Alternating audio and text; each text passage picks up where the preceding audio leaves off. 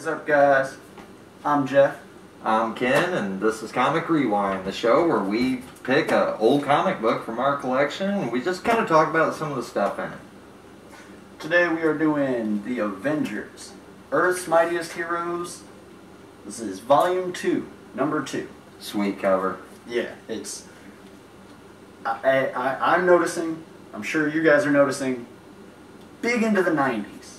This is kind of my growing up era. This is a end of 96. This is December of 96. Okay, I have a question right out the bat. Yeah. Okay. Is that Captain America? I mean, is that Steve Rogers? Because that uniform's different. Yeah, it's still Steve Rogers. Okay. It is still Steve Rogers. He is, and he's referred to as Captain Rogers in the book a couple times, and Captain America. And is that and Kang? This is Kang the I love Kang. And in Kang's reflection of his helmet, you get a good splash of a 90s burly, hairy, manly Thor. Just big, burly, muscly, got a beard the size of Texas. And you got a big, bulky cap with the shield. So it's, totally 90s tacular. Where I'm a huge 90s fan myself. The art is killer. This is... Oh, you said it's 90s? Yeah, this is 90s. Okay. So this is Son of Odin Thor then? I believe so. Yeah. Okay. Yeah. Okay. Yeah, because this is late 90s. So, I think Yeah. I think Eric Masters is there. I think he's Thunderstrike right now. Yeah, at this point we've established Thunderstrike. Ridiculous. This was written by Rob Liefeld with a special thanks to none other than Jeff Loeb. I love Jeff Loeb. For assistance on the dialogue writing. It was written by Jim Valentino. Or not written, drawn. Did I say written? I meant drawn. Sorry. Drawn by Jim Valentino. So it's typical 90s gritty, like explosions and big stuff and just extremeness going on all the time. Excellent, rad, and cool. Yeah. And we start off, this is kind of a revamping of how the Avengers came to be. In the issue previous, we had the forming and the defeat of Loki, which is Thor's brother, Loki, god of mischief. In this, we start off with we've met Thor, and Cap has decided at this point to bring Thor into the fold of the Avengers, and Henry Gyrick is pissed. You start off with he's on the phone, just screaming, they did what? A god? Under whose authority? So we go, and it's our title line is First Blood. Stan Lee presents First Blood, and we go to the lab of Hank Pym, and in the lab we're doing tests of various sorts on Thor himself, and they've got him holding an enormous rock. Oh boy, yeah I remember this. Thousands of tons, and they Cap asks how long he's been doing it. Pym replies, at this weight, about 11 hours. And he asks if there's any other way we could have tested his strength than just putting him under a giant rock. Yeah, I would think they'd have something a little bit more sophisticated. Well, Thor had a way better idea of how to do this. Thor's idea was, I'm gonna plunder a village. That'll prove how strong and manly I am and how barbarian I am. So this was the... He's gonna plunder, like, is he gonna pick it up? He's gonna, I believe, mod older days, rape, pillage, and plunder, minus the rape. And that's his strength test. Yeah, that's a test of manhood. If you can plunder a whole village, one man, you're a man of all men. So we got Pym's testing his strength. We see that the Vision is testing the hammer, the metabolics of the hammer against the elemental table, and it's unidentifiable. They don't know nothing about what the hammer could be made of. Yeah. And we get a little notion to Ultron. No, one thing, don't get confused. Vision isn't picking up the hammer. No, just running tests on scans and computer analyses of what the hammer's made of, and they have no idea. And then we see him talking to Ultron, which, as he refers to him as Ultron, Ultron corrects him and says it's Ultron 2. Ultron So 2. he's upgraded himself. Ain't that a... Okay, is Ultron 2 a peaceful one, if I remember? At this point, yeah. At this point, he references Dr. Pym as our father. Thor eventually is tired of the games. He's like, I'm no mule. You can't just load me up and see how much I can carry, and let's see how far he can jump. He's tired of the tests in the games. He came for battle and he came for war. Golden metal pants he has on. Yeah. I don't know. It totally fits into 90s Red and Spectacular, but... Yeah, well, just like the wings on the helmet, man, they're like... Yeah, enormous, feathered wings, and the big mane and golden hair, and... Yeah, he's absurdly overly huge. But, so then we splash over to Jan Van Dyne, Hellcat, and Wanda, also known as the Scarlet Witch, who are all part of, the Avengers now. Shopping. Just, browsing around, clothes shopping, taking the girls out on the town. When we run into an invasion, and people are running through the streets screaming. Before we can find out what's going on, we get a splash back to the Avengers, to Hawkeye training with the Swordsman. Yeah, and they both have super cool outfits. The Swordsman's Hawkeye's got a cool like a space Batman, got the big Hawkeye wing coming off the eyes, and it's a lot like the purple suit. They just cover the mouth and it looks gold. Yeah. Flashy. 90s. So, we get into... Here, we're going to check it out. We get into Cap and the Swordsman training, and the Swordsman's telling him, oh, I'm not lucky, I'm good, practice makes perfect. And Hawkeye goes, you're sounding like Fury. Worse than that, you sound like Cap. And, we dip into Hawkeye's bust for authority, and he's a rebel, and unless he's the one in charge, he's got nothing for it. Well, then we get the call from Nick Fury that town's being invaded, and Cap, kind of reluctantly back and forth with him, and Fury reminds him, you still work for the government, buddy. You do what we need. So he lets him know that the girls have already joined into the battle, and when the battle starts, we flash back to the girls, and when the battle starts, it's just, an unknown silhouetted figure comes from the sky, from a unidentified object in the sky. And about the time they question whether or not he's coming in peace, he puts Wanda and Hellcat in a force field, just with a flip of his fingers. And he reveals to us that he's Kang. Kang the Conqueror. The Conqueror! Kang's awesome. So he's an asshole, but he's awesome. So it has a little interlude cut into neither here nor there, say limbo. But it cuts to neither here nor there to Loki making a deal with the Enchantress to kill all of them if she gets him out of there. But she'll get him out on the terms that he leaves Wanda alive. I don't know if that's hinting at something, if that's something going on in another story soon, or what's to come.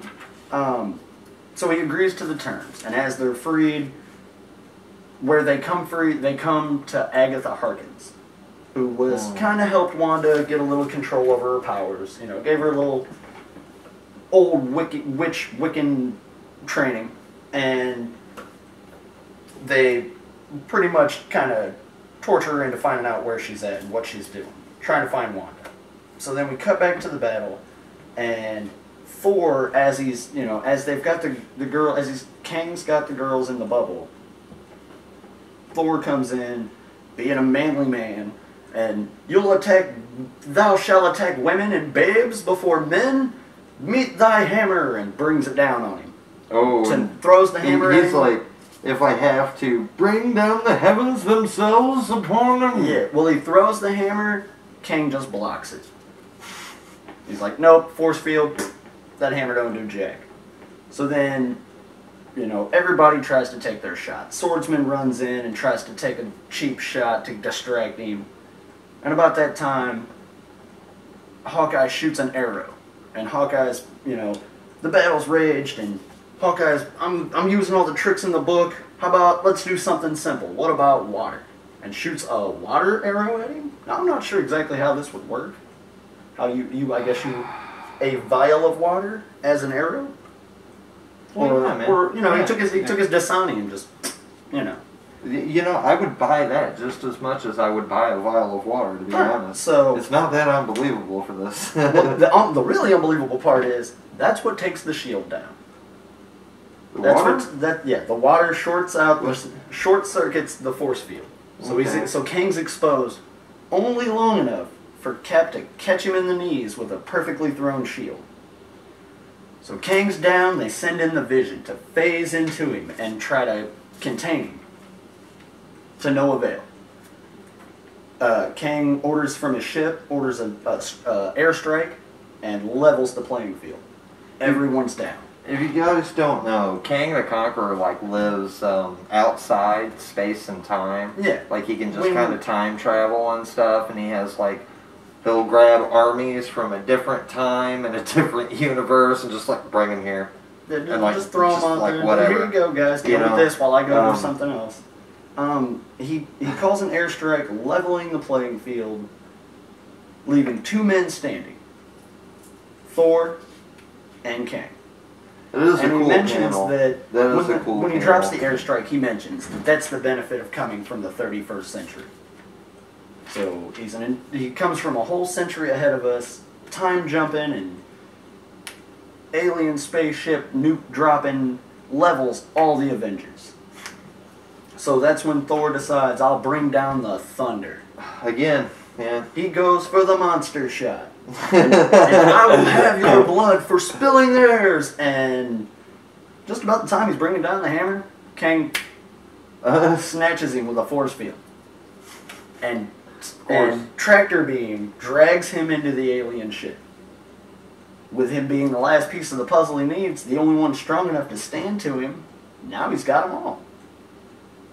So, Nick Fury, the Avengers are down. What do I do? Oh no.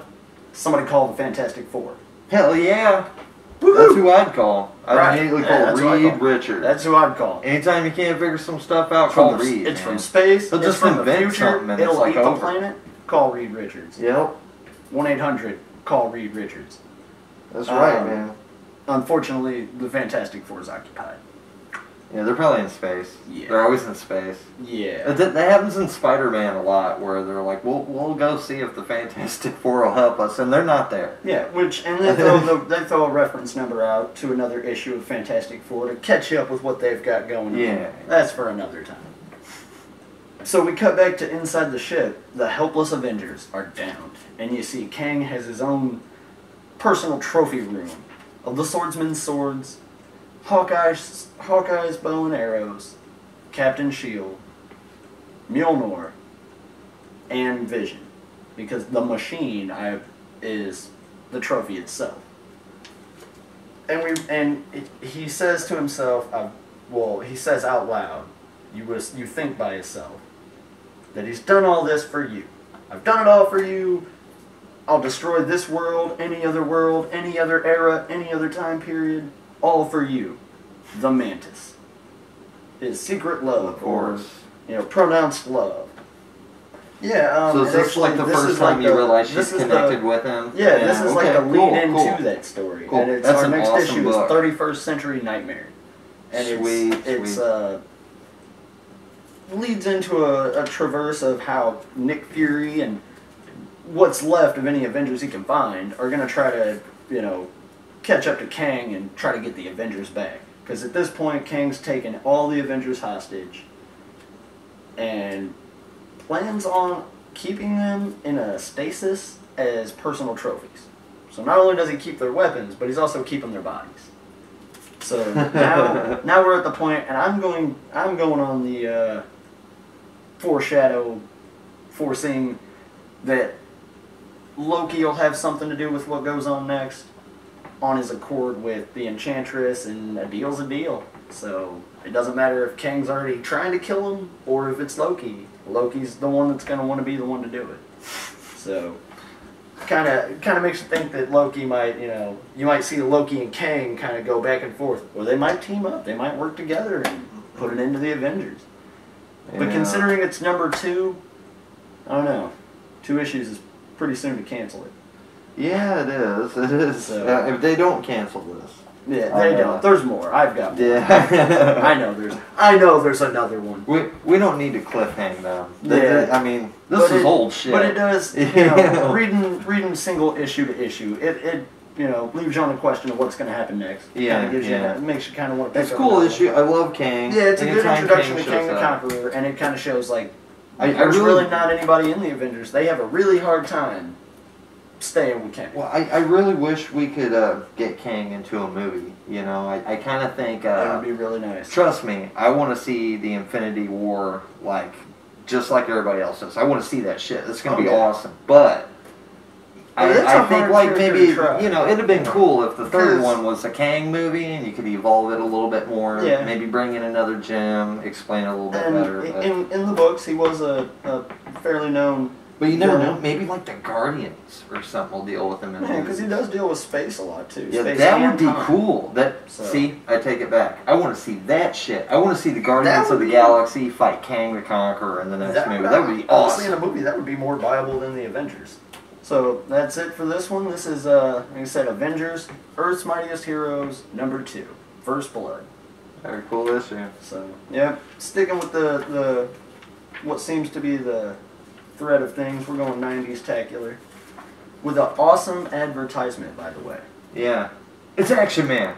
He's big on action. Don't forget, please like and subscribe.